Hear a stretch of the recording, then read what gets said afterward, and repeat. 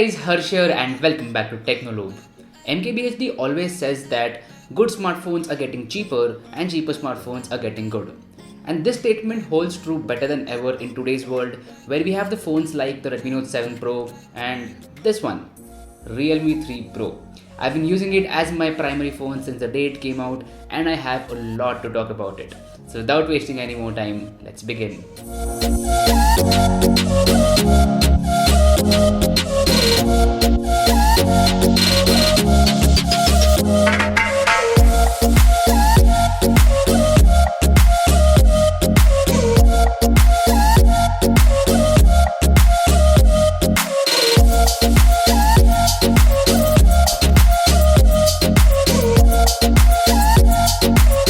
So it all starts with that beautiful display. It's a 6.3 inches display with a resolution of Full HD+, the colors are awesome and even the viewing angles are great. It also gets bright enough so that you can use it in outdoors condition without any difficulty. So overall, I've been having a very good time with the display. So things like watching movies or YouTube videos or playing games or in general navigating to the UI have been really good on this display. Now talking about watching YouTube videos, you can go to YouTube and search for Technolobe and hit that subscribe button and bell icon so that you get notified each time I upload a new video. So yeah, please do that.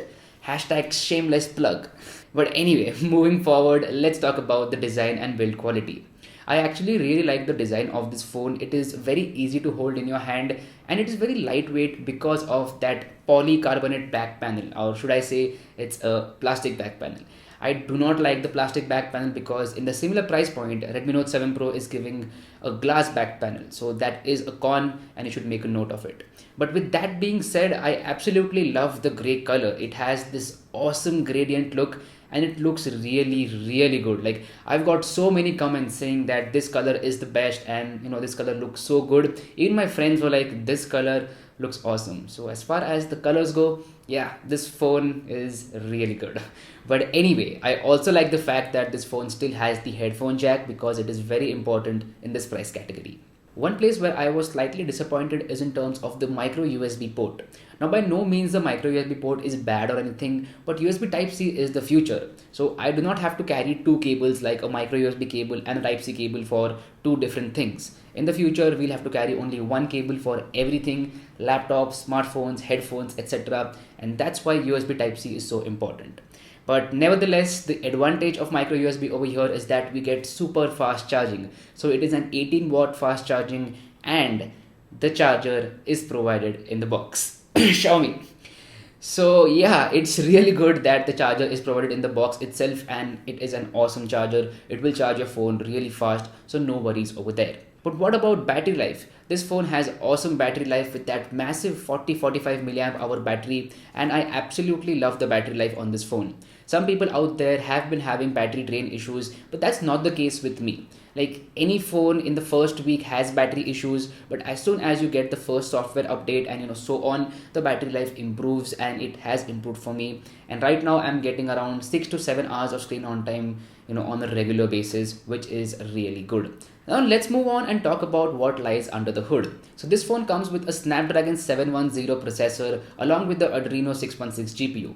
Coupled with that, you have 4 or 6 GB of RAM along with 64 or 128 GB of internal storage. The performance on this phone is outstanding. Like day-to-day tasks like checking email, replying to WhatsApp messages, browsing through Instagram, watching YouTube videos, etc. are going to be a breeze on this phone. Like this phone doesn't drop a sweat. It is very good and it doesn't lag whatsoever when it comes to normal usage. You can also game very well on this phone because of the powerful Adreno 616 GPU.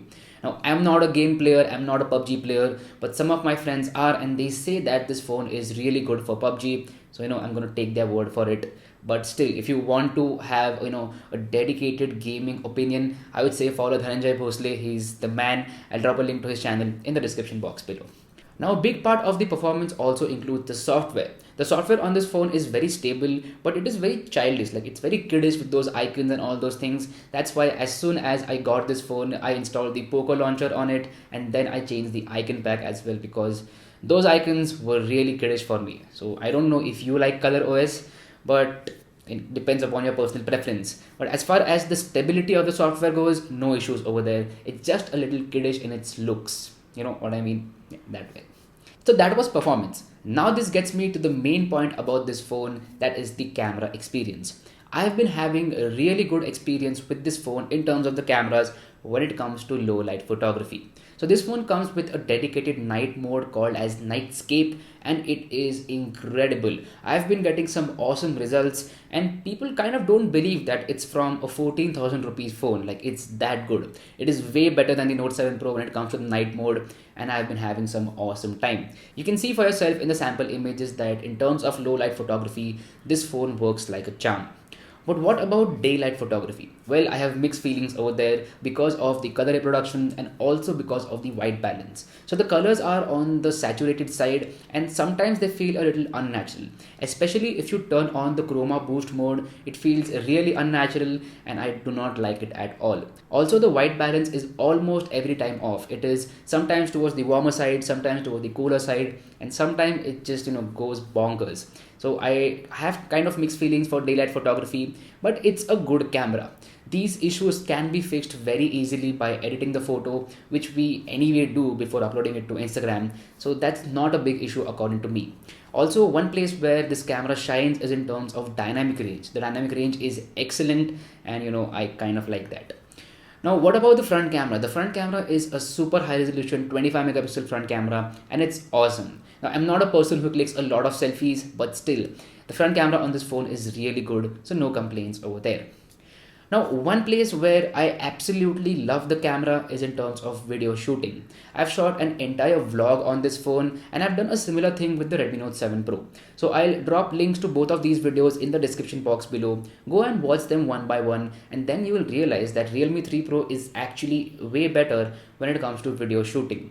Even the internal audio recording is good, and overall it's just a better experience when it comes to video shooting. So as far as videos go, I would say Realme 3 Pro is the one. So finally, let's get to the $1,000,000 question. Should you buy the Realme 3 Pro or should you go with the Redmi Note 7 Pro? I would say both of these phones are really good. They are very good competitors and you'll be happy with either of the phone. If I had to choose one, I would go with the Note 7 Pro because I like MIUI better. Instead of Color OS, I would choose MIUI, and that's the only reason I would go with Note 7 Pro, and maybe because of that glass back panel as well.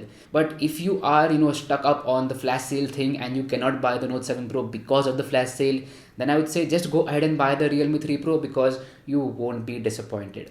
I'm gonna leave it there. Thank you so much for watching. My name is Harsh Punjabi and I'll see you guys in the next one.